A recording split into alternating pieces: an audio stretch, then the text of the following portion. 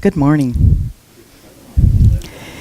And this is a beautiful, brand new baby day, right? Does everybody agree? We can create this day into whatever we want. We're the parent. We're in charge. And you know that sweet new baby smell and the infinite possibilities of a new life, a new day. And that's what we have here today. So I'm Reverend Linda Anson, and I'm going to be talking about the value of love and kindness as community service. We continue on our value-centered theme for 2017, and this month the theme is Hearts of Service. And we have Kuan Yin with us today, right here. And I'm going to put this right here so you can see it for the whole time.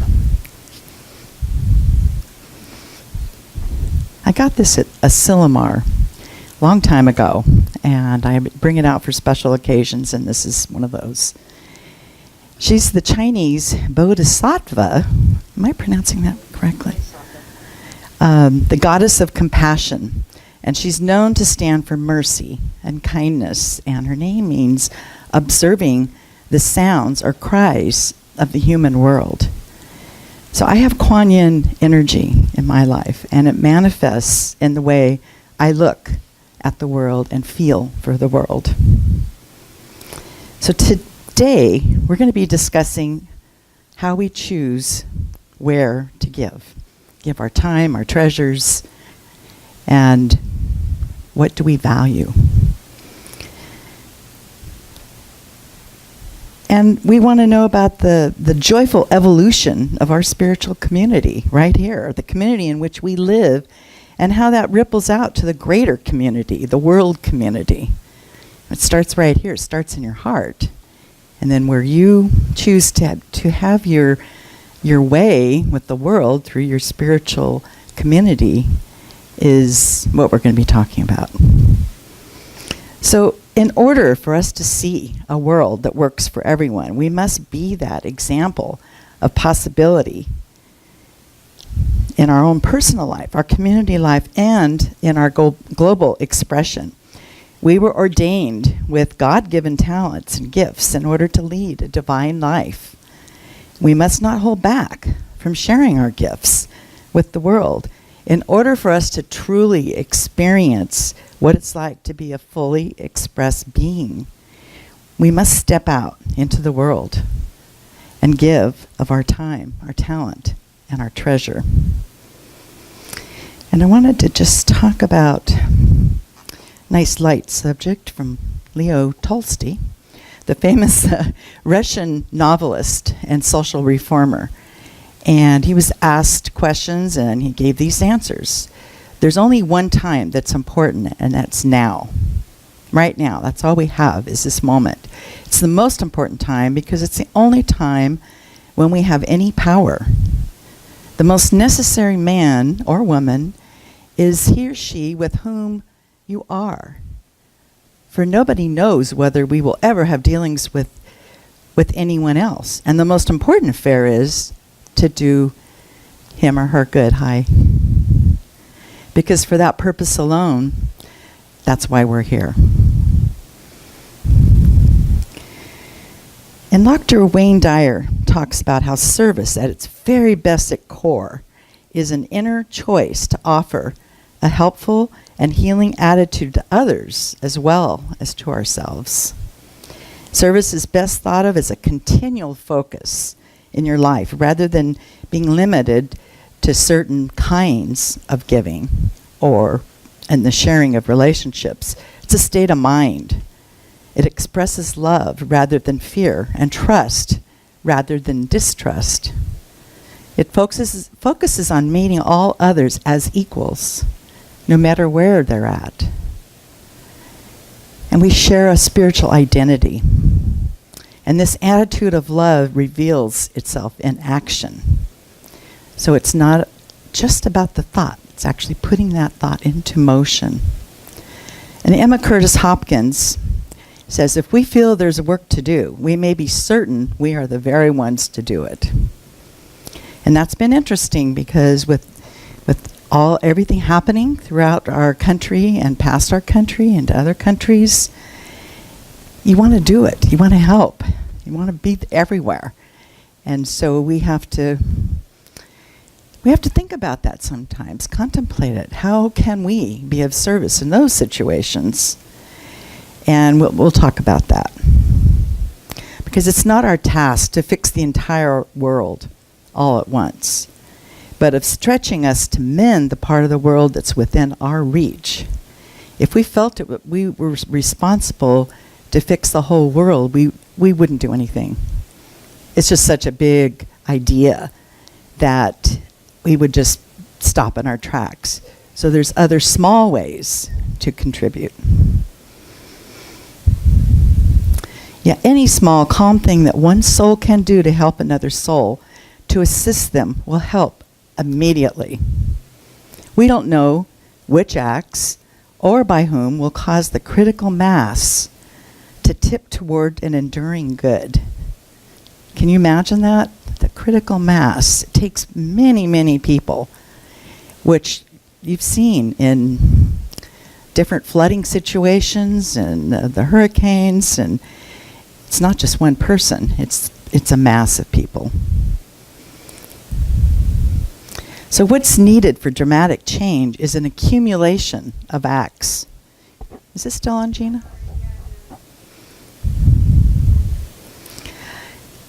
We know that it does not take everyone on earth to bring justice and peace.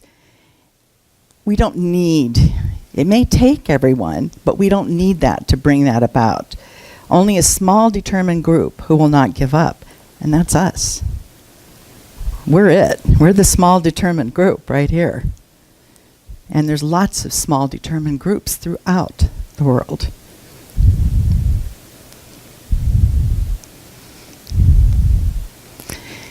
And let me refer to this book. This book, by the way, the book of the month, it's really an easy read, and it's really amazing. There's only a couple of them left, but Your Life Isn't For You, A Selfish Person's Guide to Being Selfless. And it does talk about exactly that. And I just love the progression through the book at how the author, who is a young man, found that to be for himself. Because he talks about, that's one of the most interesting things about selfishness, is when we're constantly thinking about ourselves, our world shrinks and our pain becomes suffocating. But when we think about others, our world expands and our own pain becomes less intense because it's no longer our primary focus. Because what you focus on increases. We all know that, right? Whether it's good or not so good. And Ralph Waldo Emerson states, to know even one life has breathed easier because you have lived. This is to have succeeded. Every Sunday we always acknowledge those who were in service on that day.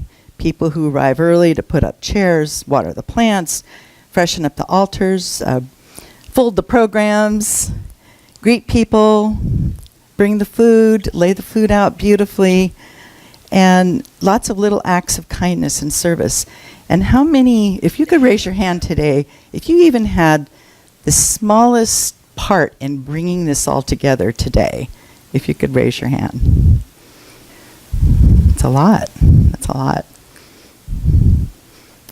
It takes a lot. So there's a story from the Upanishads that was very interesting about sages. There were two sages who lived in I think it's called Hermitage, located in a forest. They spent most of their time worshiping Vayu, the wind god. And one afternoon, as the sages were beginning their meal, a beggar arrived holding his begging bowl. And he pleaded to the sages, "Pardon me, respectful sages, could I beg for a part of your excess meal? Sorry, young man, we cannot spare you any food." And the young monk said, may I ask you most humbly, which deva or god do you worship? And they say, we worship Vayu, the wind god. He's also known as prana, the breath of life. Ah, then you must know that prana pervades the whole universe, said the young beggar. And the sages were getting impatient. Yes, yes, we know all that, young man. And the beggar said, oh, honorable sages, could you tell me to whom did you make this food offering? And they said, prana, the life. Who else? The young monk smiled and retorted, if life pervades the universe, it pervades me too. Am I not part of that universe? Yes, that's right, replied the sage. In a puzzled state of mind, it is prana, or life, that pulsates in me as this hungry body of mine stands before you and speaks, appealed the beggar again. The sages were trapped in the argument and admitted, you speak the truth. The beggar then made his final appeal. Then, oh, revered sages, in denying me food, you are denying prana for whom you have prepared the food. The sages had no answer. They realized that merely the reading of scriptures cannot assure them of their assimilation and true understanding. Ashamed of their ignorance, the sages gladly shared the food with the young beggar. In today's world, we can read all the spiritual books printed. We can go to many classes. We can go to our spiritual place every week. But until we give of ourselves at the deepest level, we are sitting on the sidelines.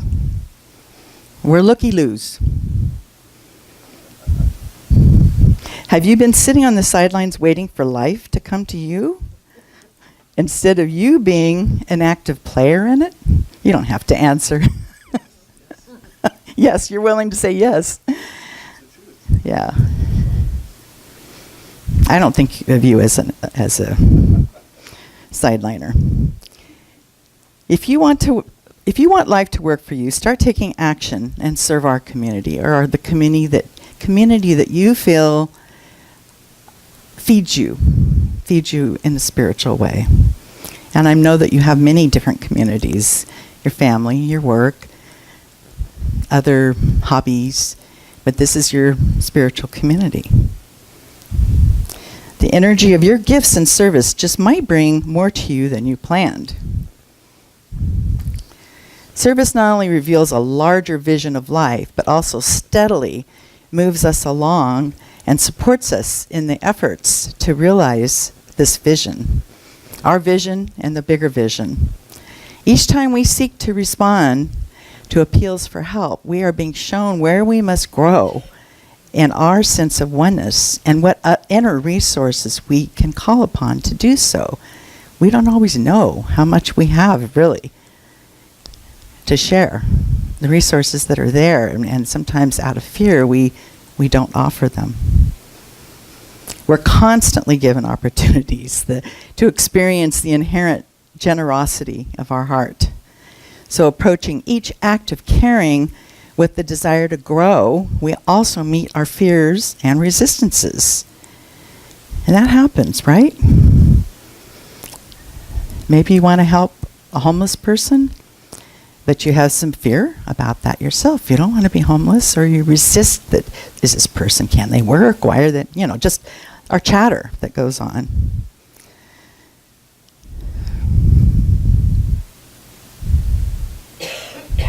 I was really busy this past week preparing my house for 4 events coming up, 2 gourmets for God and 2 birthdays. And and preparing this talk. Lo and behold, the needs and opportunities arose for me to spend 2 days in hospitals, a memorial service, family conversations, and discussions and other aspects of life that just pop in, needing action, reflection, monetary gifts, etc. Because service is who I am and what I am, my deepest passion. I challenge myself to pray myself through the week and be a better person for my choices. Every aspect of service that I provided prospered me in so many ways. I was in tears many times through the week, just reveling in how alive and deeply passionate about my work that gives me gifts every day. And when I need a faith boost, I have plenty of people to call on. You know, this community as well as my Facebook friends, Reverend Elizabeth Raleigh, who is one of our reverends, Judy Ann Young, and Karen Lindsley. They minister through Facebook and always lift me up when I can't quite do it myself. And I'm telling you this because I'm asking that you become more present in your service in our community. But you don't have to do it perfect. And there's always somebody to talk to about your concerns, about your questions. And it's never not enough, and it's never too much. And I know that my time is, I'm going to have to speed up here because there's several things I just cannot not tell you. I know. Woo. I'll start reading this. I'll start reading the book. So I'm just going to really reduce the story about Edwina Gaines because I thought it was interesting when back in the 70s when she was in ministerial school, she felt she knew everything that she needed to know. And she just wanted to go in and start teaching. When she arrived at Unity Village and started going around, and everybody, they said, we don't have room for you to teach. There's so many talented ministers in training that we can't take you yet. So she was annoyed, and she continued to offer, but no one threw down a welcome for her. And she prayed and received the guidance to go to the church that was nearest her home. And instead of going in and offering to teach, she went and asked the minister, what do you need doing? What is it that you need in this ministry? So, what they needed is somebody to mop the floor and fold the bulletins and make the coffee. She did it week after week after week after week, and nobody said thank you. Nobody even noticed that she was doing it, but the more she did it, the more she began to love doing it. And as time passed, she began to find more and more things that needed doing, like putting toilet paper in the bathrooms, making sure the cobwebs were off the fans, and cleaning up the mess the kids made when they ate snacks and drank Kool-Aid. She was doing all of these little things that no one else noticed, but they needed to be done. And she was totally enjoying it. And she forgot about her desire to teach. Then all of a sudden, she got a phone call, like 6:30 in the morning, and she was needed to teach. And the rest is history. She's famous, written lots of books, and, she's amazing. Is this me that's making this? I'm not sure what to do. Yeah, okay. Okay, I can do that. I have had that same feeling, too. When I came here, it's like, no, I don't want to do chairs. I don't want to do this. I don't want to do that. And because I'm old, right? I'm getting old, so I should be exempt from all that. Nope, doesn't work that way. And everything that's done here, you see something else that needs or wants to be done. And one was Gina and Abigail, and John and I put these gold fabrics up, and it was really fun. And it was a Friday night activity, and it turned out so beautiful. So, do you want to up-level your life? Are you willing to utilize your life as an experiment for good? All right. What if an increase in giving caused an increase in receiving? What if the key to life wasn't what you get, but what you give? So I have this other little thing here. I'll try to go through it quickly. It's just so beautiful. It's the legend of the Northern Lights. And it's about the salmon and the beautiful legendary white bear. And the white bear, the salmon were arguing, and they were fighting and having problems, and they were, fearful, and their condition was not good. They were in Alaska, and they just couldn't find home or rest. So the legendary white bear came and told them, look to the light of the North Star and swim to the top of the great mountain, and there you will find your home. So they did. Some of them did. Some of them were afraid. They stayed. Some of them just lost hope of all kinds. And so some did actually start the journey. And it was a long journey up to the summit of the great mountain. Swimming was upstream was really tiring, difficult, and painful. Some of the salmon turned back. Those who remained began to feel discouraged. Then when they started to encourage each other, look to the heavens. The other salmon looked up. High above them was the night sky filled with glittering stars. And despite the darkness of the hour, the light from these stars reminded the salmon of the bear's promise. So with renewed energy, they kept fighting they fought to swim upstream, growing in strength and desire. And they finally made it to the top. And as they peeked out from the water, they saw, to their astonishment and joy, that they could touch the night sky. It was not an endless expanse of air, as they had assumed, but an endless expanse of water. The night sky, as the white bear had spoken, it was an eternal river. So they wanted, more than anything, to swim in that water, to live among the stars, but something inside them held them back. And then they looked down the mountain to the valley below, and they remembered all their friends. And what about them? How can we get them up here too and enjoy this joy and happiness? But the white bear said that in order for the salmon to help those who were struggling below, they must swim in the eternal river and become a light for those who are wandering in darkness. Kind of gives me chills because it's on my bucket list to go see the Northern Lights. Anybody else? Yeah. Yep. You've seen them? Nice. So knowing what they truly wanted, the salmon let go of all their doubts and fears and dove into the night sky, passing from this world into the next. And they had become so full of life and light themselves, they became the Northern Lights, a river of light to guide the way for others who wander in darkness. And from their death sprang a new generation of salmon who swam down the mountainside to show others the way home. Isn't that sweet? I love that. Yeah.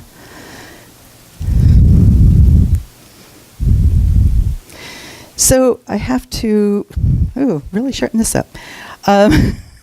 This is one of my habits. I get very nervous to do the talks, but I love doing it, and I love sharing the information, and I get so much information that I just want to share the world with you. And it's like 0 minutes left. So I'm just going to try to go through it really quickly. So what if you receive by giving? I feel that I give to so many people, and I receive so much.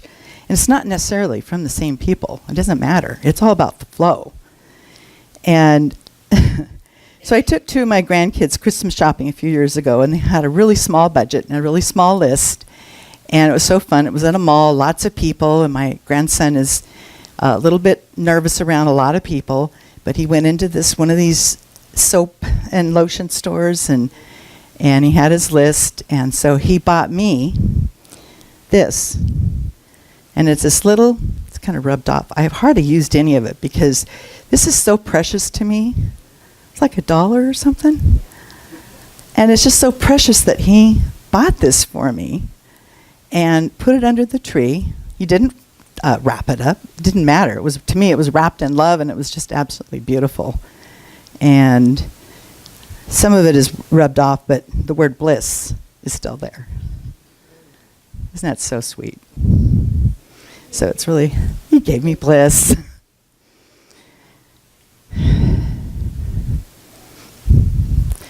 And then Friday night, our friends Pat and Jim Coker, and Pat's right here, brought me this gorgeous apple. Isn't that the most amazing apple? I mean, I've never seen anything like it. It's just amazing. And it was from their tree. They grew it. And the energy and love that was infused into the ritual of handing it to me felt like I was receiving something very special grown just for me. And I haven't cut it because I wanted to bring it here and share that with you. And I'm glad that she's here to hear that. Yeah. Yeah. And then they came here to the movie Friday night. So here are some ideas for giving, and I'm going to just really go through this. Is giving time such as volunteering at a nonprofit organization, right here is good. Give hospitality. Open your home to other people for a meal, or bring your hospitality here, which, you know, it started with just an empty table, and it's just like so abundant in there. You know, I saw Jana come in with like a box with all these things, and I'm sure it's just amazing. And give energy. Pray or meditate on the needs of others. And giving comfort of space. Surrender your seat on the bus or train, or allow somebody else to sit. And give from your body. Donate blood. Make plans to donate your organs. That's a great way to give. Possessions. Pass on your clothes and housewares to an organization that can redistribute them through thrift shops. Here we have the yard sale coming up 2 weeks or 1 week. Like that, yeah. End of the month. Yeah, so what a great way to clean up your house and profit your center here. And yes. And give forgiveness. Forgive those who have hurt you, maybe either on purpose or not on purpose. It doesn't matter. Is that giving of that forgiveness. And Marianne Williams talks about no matter what we do, it can become our ministry. You know, we're here to minister to human hearts, to connect with human hearts. And she talks about giving in alignment with your values and beliefs, like walking your talk. Giving to your spiritual home, where the need is the greatest and your greatest needs will be met. And the reason it's the greatest is because not only do we have the normal sort of boring operational things, you know, paying the rent and the lights and all that, but we tithe to many nonprofit organizations, and we report on that every couple of months, I think. And create a lifestyle of giving through giving your money and your time to places that spiritually fulfill and uplift you. And I am humbled and honored by being in the company of all of you. I feel celebrated here. And I have a lot to give and teach and a lot to learn from each of you. And it's not always clean. It's not always clean or wrapped in a pretty package, right? It's not always, I mean, sometimes it can be messy. And through my mistakes, I'm learning to be more compassionate with myself and others. It seems that we're working through that humanness together by being honest. It seems that, you know, we need to take risks, be fully present, and make plenty of mistakes. Are you? To make big things happen in this center as well as life, as Reverend Abigail has done, you must step into your power and be counted. Service not only reveals a larger vision of life, but also steadily moves us along and supports us in our efforts to realize the vision. So are you willing to walk your talk? Would you be willing to jump into the game of life and serve your greater community? How would it look to you to create a lifestyle of giving? If you're not already doing that, which I have a feeling most of you are, probably all of you are, but that vision, imagine what that is. We can do this now. We can do it together. And it starts right now with you and I. And so it is. So it is. Thank you.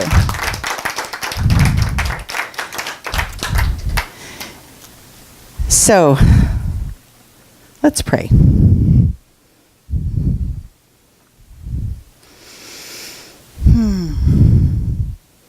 In this beautiful, quiet, sacred moment, I know that the one Spirit is here, fully alive, fully in service to us. And I know for each of us that we are an individualized expression of that one, and that we accept that part of our lives that is meant, it's bred into us to be able to give to give of service to ourselves and others and to our community. And I know that when we do that, we feel so prospered, so loved. Giving love and receiving love is what it is all about. And I'm so grateful.